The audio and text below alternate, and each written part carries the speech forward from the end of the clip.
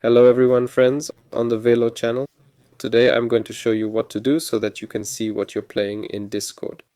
To do this, we will need to go to the user settings, and here we will have such a button Kaak, so like yes, registered games.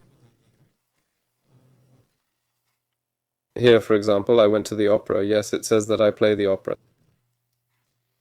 That's it. But there are also, as you can see, added games at the bottom, which will be launched and will be visible in Discord when you play them. So if you don't have the game, if you're not playing, it's not showing up here, then you'll need to launch it and add it as a process. To do this, for example, I will launch Isaac and at the same time I will enter the Discord. And accordingly I click add game and choose accordingly Isaac from the list. I just started.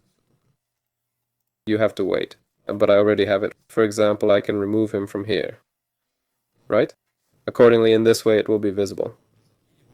For example, you can add Notepad here, and you'll see that I'm playing Notepad after I close Isaac, for example. Now let's open the Notepad, and as you can see, I'm playing Notepad. Well, add the game you need. Velo was with you. Like, subscribe to the channel. Bye, everyone.